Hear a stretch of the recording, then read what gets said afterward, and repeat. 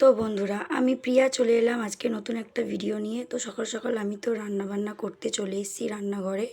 আজকে শনিবার, আমাদেরই নিরামিষ রান্না হয়। তো এখন আমি ছাঁচি কুমড়ো ভাজা করব। তো ছাঁচি কুমড়ো আগেই কেটে নুন মাখিয়ে রেখেছিলাম। কড়াইয়ে তেল দিয়ে সর্ষে, শুকনো লঙ্কা, তেজপাতা ফোড়ন দিয়ে কাঁচা লঙ্কা দিয়ে ভালোভাবে আমি নাড়াচাড়া করে নিচ্ছি। ছাঁচি কুমড়োটা সামান্য একটু নুন হলুদ দিয়ে আবারও ভালো করে একটু নাড়াচাড়া করে ভেজে নেব।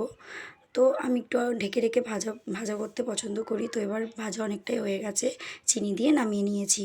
তো এরপরে আমি রান্না করব হচ্ছে কলাইয়ের ডাল। কলাইয়ের ডাল এই যে এরকম ফেনা হয়। তো আমার আগেই প্রেশার কুকারে ডাল সেদ্ধ করে রেখেছিলাম, আর ডাটা দিয়ে ডালটা আমি রান্না করছি।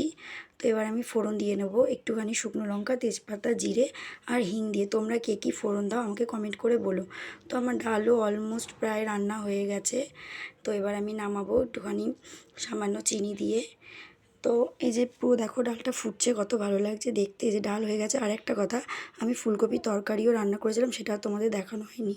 তো আমার তো রান্নাবান্না কমপ্লিট হয়ে গেছে। দেখো আমি পুরো ঘেমে ভিজে গেছি, আমার পুরো নাইটিটা ভিজে গেছে। তো আমি এসে 2 গ্লাস জল খেয়ে নিলাম, মানে হাঁপিয়ে গেছিলাম প্রচণ্ড। তো আমার এই ছোট্ট মিনি ব্লগটা তোমাদের কেমন লাগলো কমেন্ট করে জানাতে ভুলো না। কিন্তু আমার তো রান্নাবান্না ডান।